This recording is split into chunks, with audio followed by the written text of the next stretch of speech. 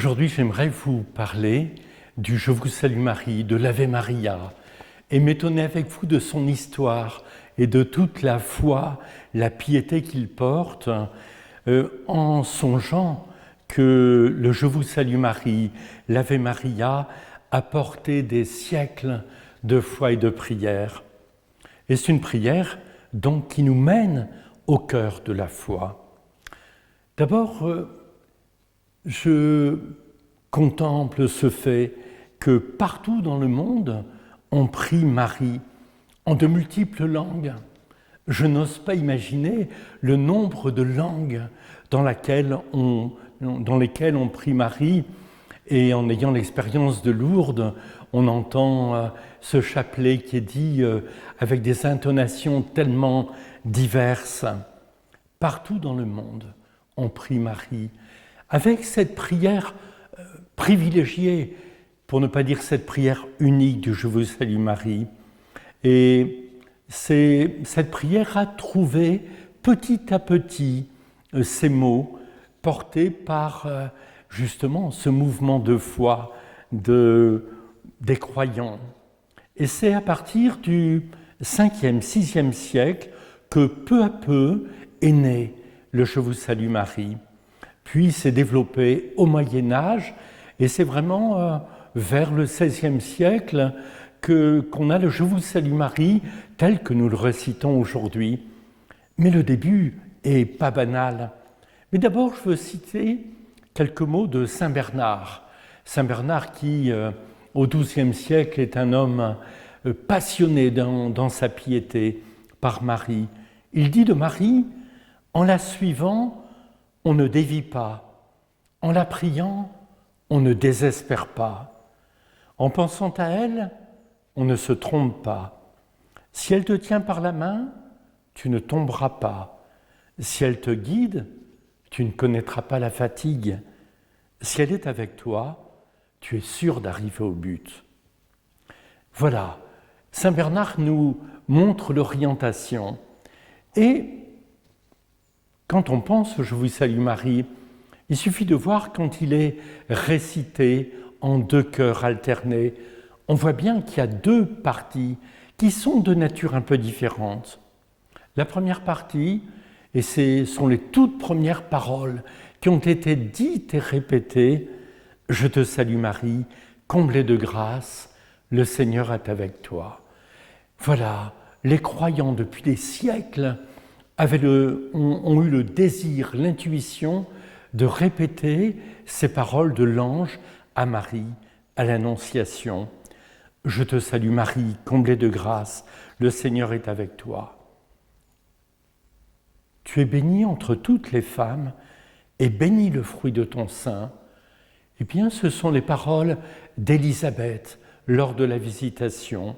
« Tu es bénie entre toutes les femmes, et béni le fruit de ton sein. » Et ce sont ces paroles de l'ange et celles d'Élisabeth que l'on a dit dès le 5e, 6e siècle, qui était la prière répétée. Et souvent on rajoutait le fruit de ton sein, Jésus, le Christ. Tout culmine en Jésus. Et dès le 15e siècle, des prédicateurs et des priants ont ajouté la seconde partie. Bien sûr, Saint Bernard, Saint Dominique au Moyen-Âge ont été des grandes figures porteuses de cette foi et de cette piété mariale. On a rajouté Sainte Marie, prie pour nous, pauvres pécheurs. Et puis ensuite, très vite, prie pour nous, pauvres pécheurs, maintenant et à l'heure de notre mort. Le début, c'est je vous salue Marie, et prie pour nous, pauvres pécheurs. Le Je vous salue Marie crée une communauté de prière. C'est ainsi qu'est née cette prière des pauvres à Marie, Mère de Dieu et notre Mère. Marie, modèle de la foi. Lorsque nous prions le Je vous salue Marie, nous sommes sous le signe de la joie et de la grâce. Nous sommes sous le signe de la présence de Dieu qui aime l'humanité et qui la sauve. tu es comblée de grâce, le Seigneur est avec toi. Cette parole nous est dite aussi, le Seigneur est avec toi. Mais si le Seigneur est avec nous, c'est le salut, c'est la présence de Dieu, c'est le bonheur total de cette présence de Dieu. Aujourd'hui, Dieu intervient et bouleverse la vie ancienne de l'homme. Il place en nous la semence de vie, la semence du royaume. La grâce, c'est la plénitude de Dieu quand elle touche l'homme. La grâce, c'est la plénitude de Dieu touchant avec délicatesse l'humanité. Tu es béni, comblé de grâce. Et il nous faut peut-être entendre aussi pour nous cette parole. Toi qui pries, Marie, tu es bénie et comblée de grâce, de la grâce de Dieu. Le Seigneur est avec toi. Le Seigneur est avec toi, c'est la parole que Dieu dit aussitôt quand il parle aux hommes et aux femmes de la Bible, et souvent pour leur confier une mission essentielle pour son peuple. Et quelle mission pour Marie? L'ange invite ou appelle Marie de la part de Dieu pour un projet qui la dépasse qui la dépasse indéfiniment, un projet de bienveillance pour son peuple, et son peuple qu'il faut entendre, bien sûr ici, comme l'humanité tout entière. Marie, le Seigneur est avec toi. En toi est le projet de Dieu pour l'humanité que Dieu aime. Pour Marie, on le sent, le salut de l'ange est beaucoup plus qu'un souhait, c'est l'affirmation d'une plénitude, la reconnaissance de l'exception que représente la relation que Dieu établit avec elle, et de cette jeune fille de Galilée, choisie par Dieu, et que pour toujours il accompagnera, naîtra Jésus, Fils de Dieu. Tu es bénie entre toutes les femmes. Oui, ce sont les premiers mots d'Élisabeth. Tu es bénie entre toutes les femmes. C'est une révélation qui traverse Élisabeth. Mais oui, tu es bénie entre toutes les femmes. Et elle dit, comment m'est-il permis que la mère de mon Seigneur vienne jusqu'à moi? C'est un acte de foi. Elle proclame que Marie est la mère de son Seigneur. Et nous sommes, nous, entraînés dans cet acte de foi quand nous prions Marie. Et puisque l'on est ainsi mené au cœur de la foi, il est possible, pour méditer ces mots du « Je vous salue Marie », de se souvenir des représentations de la Vierge à l'enfant que tous nous avons vu contempler, aimer, comme cette magnifique statue en bois extrêmement ancienne. Souvent je me suis dit, mais comment se fait-il que le sourire de Marie soit aussi beau?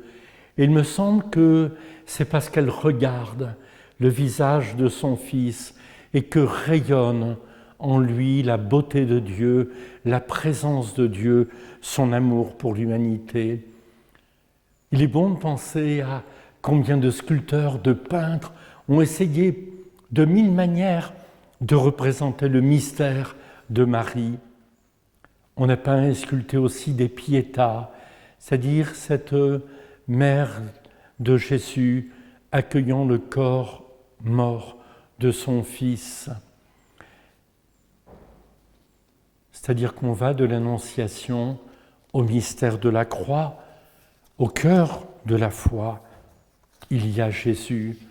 Et la prière du « Je vous salue Marie » ne cesse de nous attirer vers ce cœur de la foi, Jésus. Le mystère de la foi. Le mystère, ce n'est pas ce que l'on ne peut pas comprendre, mais c'est plutôt ce que l'on n'aura jamais fini de comprendre. Et c'est peut-être la raison pour laquelle on peut répéter inlassablement cette prière du « Je vous salue Marie ». Oh, je vous en parlerai encore. Sainte Marie, Mère de Dieu, c'est une affirmation de la foi de l'Église. C'est immense ce que l'on dit. Sainte Marie, Mère de Dieu. Cette parole a été prononcée dans un concile à Éphèse en 431 en 431, c'est-à-dire qu'on a découvert que puisque Jésus est vrai Dieu et vrai homme, ce qui est au cœur de la foi chrétienne, donc Marie n'est pas seulement la mère de Jésus, elle est la mère de Jésus, vrai Dieu et vrai homme. Alors nous lui disons, priez pour nous, pauvres pécheurs. Nous lui disons humblement, nous sommes prêts à la conversion à l'Évangile et à l'accueillir comme une grâce. C'est l'expérience de Bernadette à Lourdes, c'est l'expérience de Lourdes.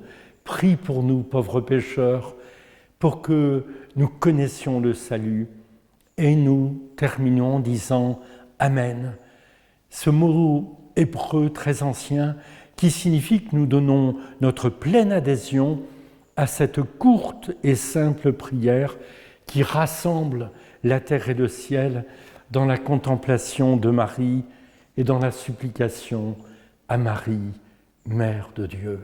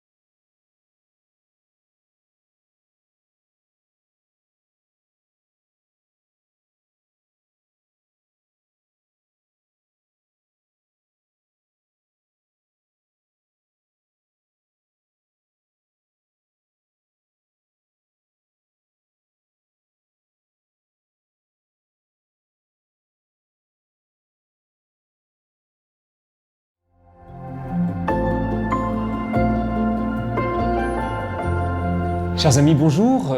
Nous poursuivons notre lecture du livre de Job. Après avoir médité et réfléchi sur le premier chapitre, nous méditons aujourd'hui le deuxième chapitre. Dans ce chapitre, le Satan continue d'œuvrer contre Job.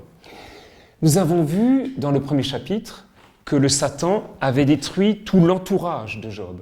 Tous ses troupeaux sont détruits, ses terres sont brûlées, ses maisons sont abîmées, ses enfants sont tués. Job a tout perdu. Mais c'est l'extérieur de Job qui est touché. Et Job garde sa foi sûre envers Dieu. « Nu-je aussi sorti du ventre de ma mère, nu j'y retournerai. » Mais Job n'en a pas fini. Ruiné, sa famille exterminée, ses troupeaux décimés, ses terres brûlées, il a conservé la foi. Il a résisté à l'adversaire. Il a persisté dans son intégrité.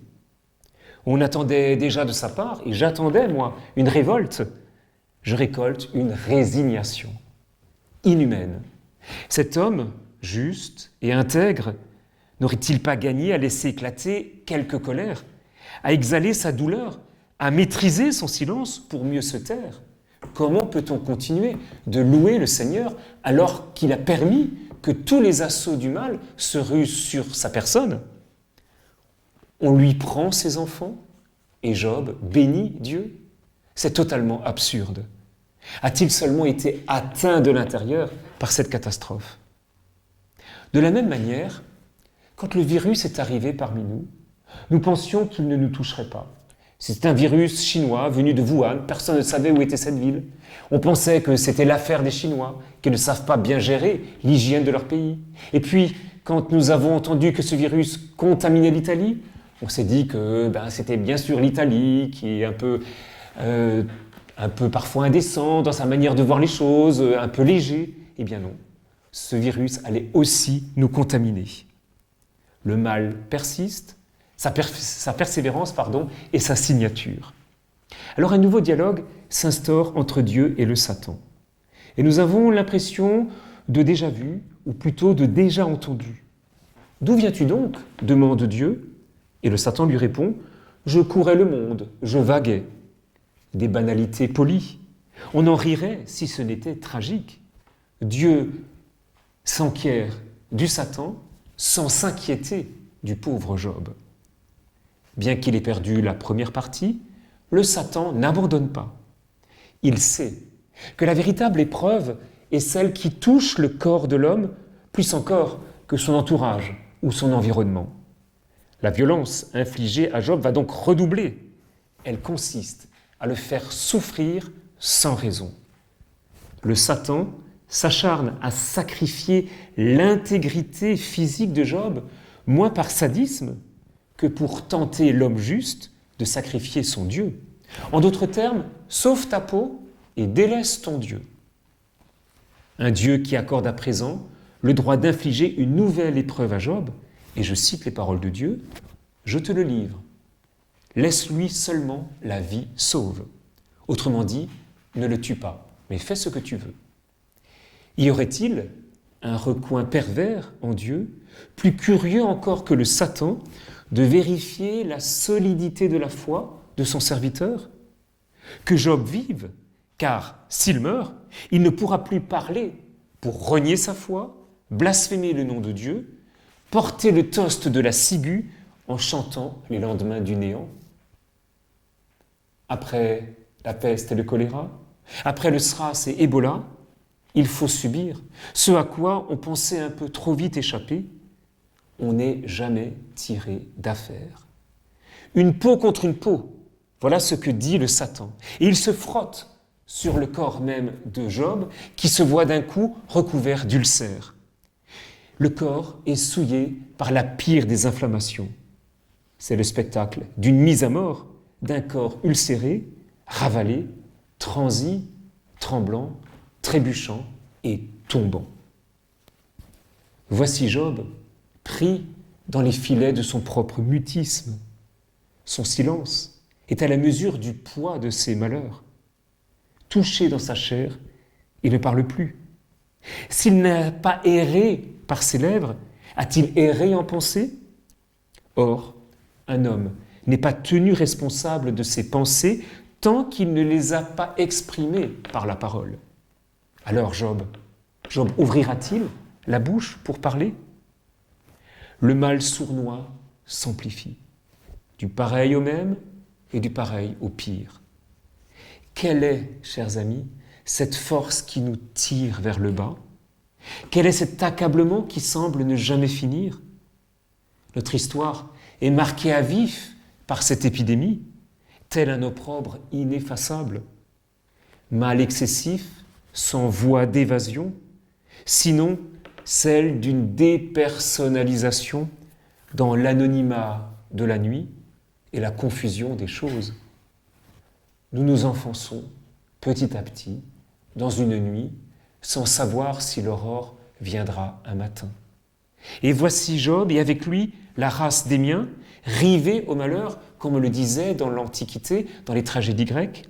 Me voici confiné dans un lourd silence, celui d'une nuit pour l'heure sans espérance et interdite d'aurore, d'une nuit qui clôt les lèvres, abîme les visages et ne livre comme héritage que la psalmodie de l'horreur, du chaos, désolé et envahi par les ténèbres. Le Satan silenciaire s'évanouit, Dieu se tait et laisse faire, Job reste seul, silencieux, il ne parlera plus jamais comme avant.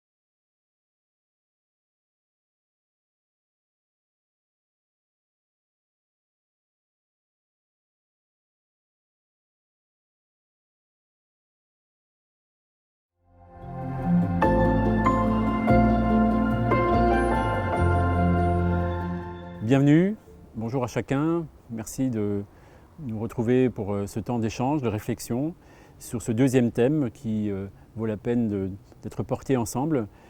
J'ai toujours le souci en venant à Lourdes et tout au long de l'année d'être attentif à ce que l'actualité nous donne à penser et nous donne à penser pour notre propre foi.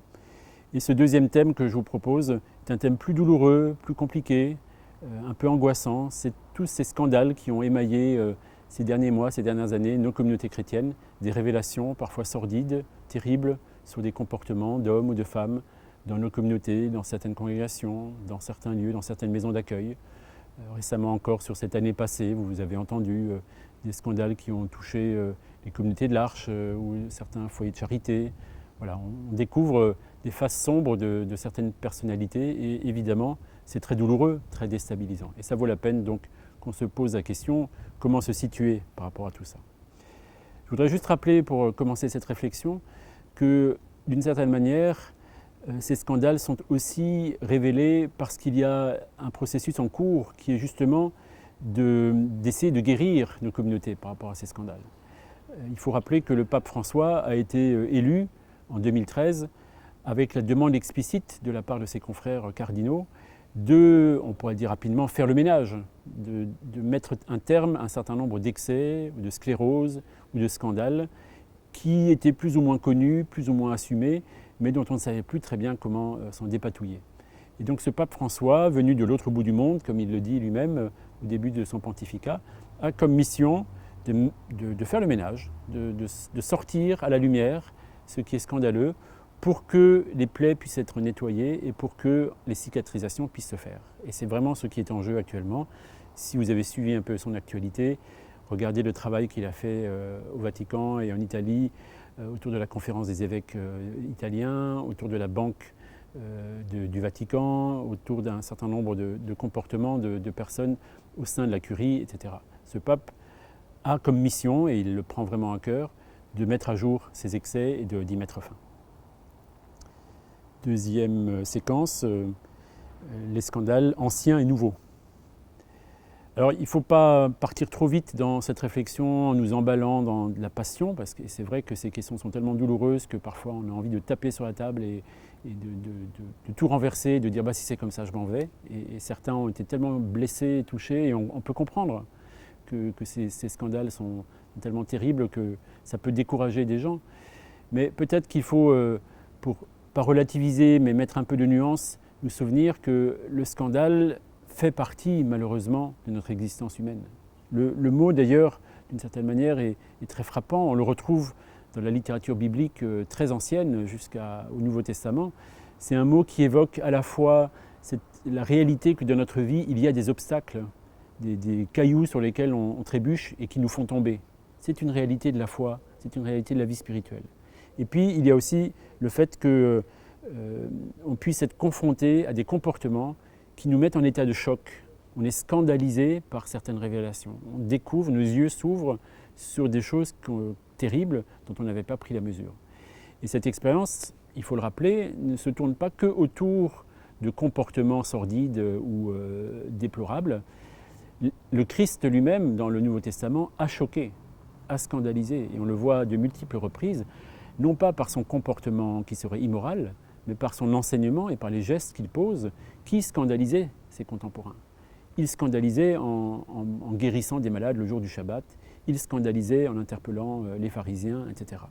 Donc, être scandalisé, être surpris, être remis en cause dans ce que nous avions cru comprendre, ça fait partie de la foi. Et donc, dans ce sens-là, ce temps d'épreuve est douloureux parce que nous, on est scandalisés par des dérives morales, mais en même temps, ça nous ramène à cette urgence d'être lucide dans notre foi, de ne pas nous endormir dans notre foi et de rester attentif à ce qui se joue. Troisième séquence, autour des communautés chrétiennes qui ne sont pas à la hauteur au moment de ces scandales. Peut-être que ce que ces scandales vont nous aider à vivre, d'abord à nous regarder mieux en face. En tant que communauté chrétienne, parfois nous avons un peu cette naïveté de croire qu'il suffirait d'être baptisé, qu'il suffirait de pratiquer, qu'il suffirait d'avoir des beaux discours pour que, en soi, la foi chrétienne soit évidente, annoncée de manière très lumineuse, et que notre propre humanité ne serait pas à évangéliser sans cesse. Or, nous voyons bien, à travers ces scandales, que nos communautés chrétiennes elles-mêmes doivent sans cesse accepter d'accueillir l'Évangile à nouveaux frères. Nous avons besoin de renoncer à un certain nombre d'habitudes qui, en fait, nous aveuglent. Je pourrais en nommer juste 2-3 pour nous éclairer un peu là-dessus. Par exemple, ce besoin d'idéaliser des personnes. Nous cherchons des saints vivants. Et vous voyez bien des exemples que nous pourrions tous citer, des hommes et des femmes qui nous impressionnent par leur engagement, par les fondations qu'ils ont créées, par leur mode de vie, etc. Et ça, c'est bien de pouvoir s'émerveiller de ces hommes et de ces femmes. Mais de là à les idéaliser et de renoncer à les regarder comme des êtres humains, comme des frères et des sœurs en humanité, là, il y a un danger. Et ce danger n'est pas loin de l'idolâtrie. Et Dieu sait que dans l'Évangile, Jésus nous demande de ne pas nous laisser prendre à ce piège-là. Il a appelé des hommes et des femmes à sa suite, ordinaires, simples, avec leurs limites, leurs contradictions et même parfois leurs trahisons. Et c'est ces hommes et ces femmes qu'il a appelés à sa suite. Donc ne cherchons pas, nous, à être au-dessus de ce lot. Nous sommes, nous aussi, des pauvres en chemin. Une deuxième attitude qu'il faudrait bien regarder en face, ne pas se contenter dans nos communautés à paraître chrétiens, à donner toutes les apparences que nous mettons en place à travers nos rites, nos codes, nos habits, notre langage, qui nous font paraître chrétiens parce que tout est en place, comme dans un beau décor de théâtre, et que donc, parce que tout est en place, nous n'aurions pas à aller voir un peu ce qui se passe derrière. La vie chrétienne n'est pas une pièce de théâtre. Il ne suffit pas de mettre en place un décor, aussi beau soit-il, pour que le fond de notre cœur soit évangélisé. Et ces scandales nous le rappellent, que des hommes et des femmes qui nous ont impressionnés, qui nous ont aidés à grandir dans notre vie spirituelle, et eux aussi étaient marqués par le péché et avaient eux aussi leur zone d'ombre, nous rappellent que la foi chrétienne n'est pas une pièce de théâtre. C'est un lieu où nous devons nous engager et sans cesse nous soutenir les uns les autres en frères et sœurs, nous interpeller pour vivre le pardon quand c'est nécessaire. Et puis peut-être une dernière chose, une dernière attitude que nous devons regarder en face. En tant qu'Église, en tant que communauté, en tant que paroisse, nous passons beaucoup de temps à organiser, à faire fonctionner nos structures. Nous sommes des petites entreprises avec des responsables, des équipes, un programme, des projets. Tout ça est programmé à l'avance, tout rentre bien dans les cases pour que ça fonctionne bien. Et c'est nécessaire, il ne s'agit là pas non plus de dire que ça serait inutile, c'est nécessaire. Mais ce n'est pas central. Fonctionner, ce n'est pas le but de la vie chrétienne. Le but de la vie chrétienne, c'est de rencontrer le Christ, de le suivre et de nous laisser convertir par son message. Et donc, il y a des moments où nos communautés, nos paroisses ont besoin de s'arrêter et de ne pas fonctionner, mais de célébrer ensemble la vie du Christ, de célébrer ensemble ce que l'Esprit Saint fait en nous et autour de nous. Voilà. Sortir de ce besoin de fonctionner qui nous rassure, qui nous fait voir que nous sommes nombreux, que nous sommes beaux, que nous sommes capables, tout ça est sans doute légitime, mais ce n'est pas le cœur du message de l'Évangile. Le Christ a bien montré à travers les disciples qu'il a appelés lui-même que l'Évangile parfois s'annonce de manière très petite, très humble, dans des lieux inattendus où tout d'un coup l'Évangile prend corps. Dernière séquence. Alors, et nous dans tout ça? Il faut bien évidemment aussi que chacun d'entre nous puissions regarder ces questions en face. Protégez-vous. Si ces questions sont trop douloureuses ou vous bousculent au point de vous faire douter de votre propre foi, bien sûr, protégez-vous et demandez la prière de frères et de sœurs autour de vous pour ne pas vous laisser déstabiliser. Il ne s'agit pas de tomber à cause du péché des autres. Mais ayez aussi simplement l'humilité de reconnaître que chacun d'entre nous, et moi aussi, nous avons besoin de sortir de notre personnage. Nous avons besoin de revenir à des choses simples, à une bienveillance fondamentale, à une écoute des autres et aussi à une capacité à demander aux autres comment ils vont. Est-ce que ce qu'ils vivent aujourd'hui, c'est cohérent? Est-ce qu'entre ce qu'ils montrent de leur vie et ce qu'ils vivent vraiment à l'intérieur d'eux, c'est bien connecté? Ayez la simplicité quand vous sentez un prêtre dans une homélie ou un laïc dans une responsabilité ou simplement une personne que vous accompagnez dans votre paroisse. Si vous sentez une incohérence ou une difficulté, ayez la simplicité de le dire, sans jugement. Nous ne sommes pas des juges les uns des autres. C'est Dieu seul qui juge nos cœurs. Mais fraternellement, c'est de notre responsabilité de nous interpeller sans violence, sans mépris, mais simplement en disant là, je n'ai pas compris ce que tu as dit, ou je ne suis pas d'accord avec ce que tu as dit, est-ce qu'on pourrait en reparler? Ou là, je ne te sens pas bien, ou ta manière de réagir, ou le geste que tu as posé là, ce n'était pas très juste, est-ce qu'on pourrait en parler? Il faut que dans nos communautés chrétiennes, nous ayons cette simplicité-là, pour que les prêtres eux-mêmes soient bien à leur place, que les laïcs eux-mêmes soient bien à leur place, et que nous soyons bien un corps vivant où chaque membre apporte sa part nécessaire au corps commun. Dernière séquence. Alors pour finir, peut-être quelques invitations pour avancer, pour ne pas rester que dans la sidération ou dans le choc, mais pour faire de cette épreuve aussi un lieu de croissance, un lieu qui nous aide à grandir dans notre propre foi. Peut-être première invitation, humblement, dans notre vie de prière, dans notre pratique paroissiale, dans nos engagements, accepter qu'être chrétien, c'est ne jamais se cacher la face, pas se voiler la face. On peut se voiler la face devant la grandeur de Dieu, comme faisaient les Juifs ou Moïse quand il rencontrait le Seigneur, tellement impressionné par la grandeur de Dieu. Mais nous, en tant que chrétiens, en tant que frères et sœurs, nous ne devons pas nous cacher les uns devant les autres. Nous ne devons pas refuser de voir des choses. Nous devons avoir la lucidité pour dire « tiens, il se passe quelque chose, il faudrait qu'on en parle ». Et deuxième initiative ou deuxième invitation que je vous fais, ne pas avoir peur de se remettre au travail sans cesse. La vie communautaire chrétienne n'est pas un donné, posé à tout jamais avec des habitudes et qu'on répéterait dimanche après dimanche. La vie fraternelle est un travail qu'il faut reprendre. Et même si notre paroisse fonctionne, ce n'est pas pour autant que ce travail se fait. Parce que ce travail, c'est un travail interpersonnel, de respect des personnes, d'écoute, de bienveillance, de remettre les plus pauvres au cœur, de ne pas laisser les plus puissants prendre le pouvoir sur ce qui est dit, de faire circuler la parole, d'arrêter ceux qui bloquent nos décisions, etc. C'est là un travail, une certaine démocratie chrétienne, mais nous ne le faisons pas avec des élections ou avec de la représentativité de cet ordre-là. Nous le faisons en étant attentifs les uns aux autres au nom du Christ, pour que chacun puisse se sentir accueilli dans nos communautés. Bon courage à chacun.